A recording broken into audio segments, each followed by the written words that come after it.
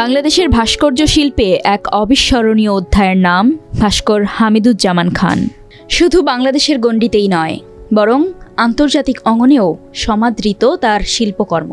দীর্ঘ এক বর্ণাঢ্য কর্মজীবনে তিনি এমন কিছু ভাস্কর্য সৃষ্টি করেছেন যা তাকে অমর করে রাখবে প্রজন্ম থেকে প্রজন্মান্তরে।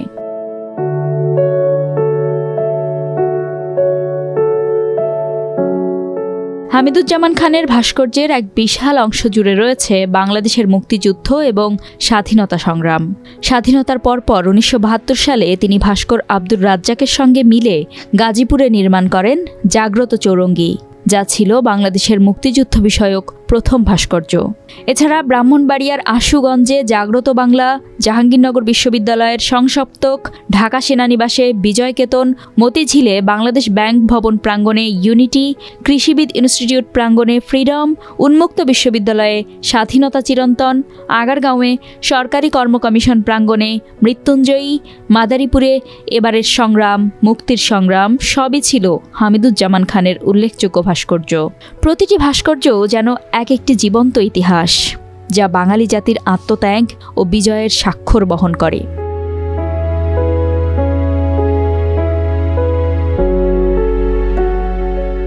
বাংলাদেশের আধুনিক ভাস্কর্য শিল্পের বিকাশে হামিদুজ্জামান খানের অবদান অপরিসীম। তিনি ভাস্কর্য শিল্পের বিভিন্ন ধারাকে আত্মস্থ করে নিজের একটি স্বতন্ত্র শৈলী তৈরি করেছিলেন। তার কাজের মধ্যে যেমন ছিল বাস্তবধর্মী উপস্থাপনা, তেমনি ছিল বিমূর্ত চিন্তার গভীরতা। তিনি শুধু ফর্ম বা আকৃতির উপর জোর দেননি, বরং তার ভাস্কর্যের মাধ্যমে গভীর সামাজিক ও মানবিক বার্তা তুলে ধরেছেন।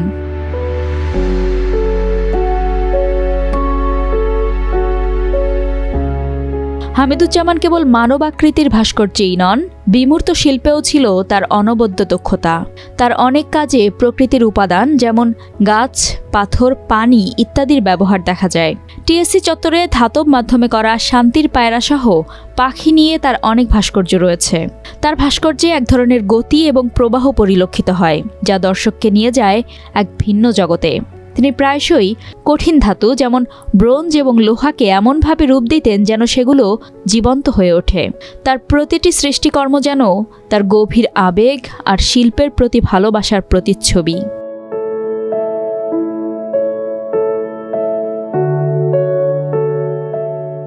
ভাস্কর্যের পাশাপাশি তিনি জলরঙের ছবিতেও বিশেষ পারদর্শী ছিলেন।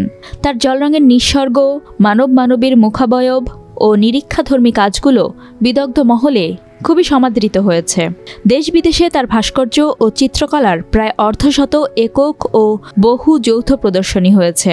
শিল্পের প্রতিটি শাখাতেই তার হাতের জাদু যেন ছিল এক অতুলনীয় সৃষ্টি।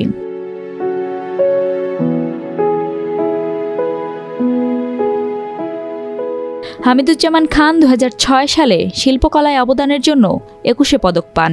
তিনি বাংলা একাডেমি ফেলো ছিলেন। এছাড়া দেশ বিদেশে বহু পুরস্কার ও সম্মাননা পেয়েছেন। এইসব পুরস্কার কেবল তার কাজের স্বীকৃতি নয়, বরং তার জীবনব্যাপী সাধনার ফল।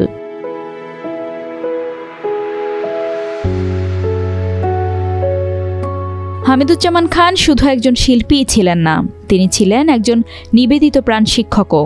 ঢাকা বিশ্ববিদ্যালয়ের চারুকলা অনুষদে দীর্ঘকাল অধ্যাপনা করে তিনি অসংখ্য তরুণ ভাস্করকে অনুপ্রাণিত করেছেন এবং তাদের শিল্পযাত্রায় দিক নির্দেশনা দিয়েছেন। তার হাতে গড়া অনেক শিক্ষার্থী আজ দেশের শীর্ষস্থানীয় ভাস্কর হিসেবে পরিচিত। তার শিক্ষা, তার প্রেরণা যেন আজও ছড়িয়ে আছে চারুকলার প্রতিটি পরতে।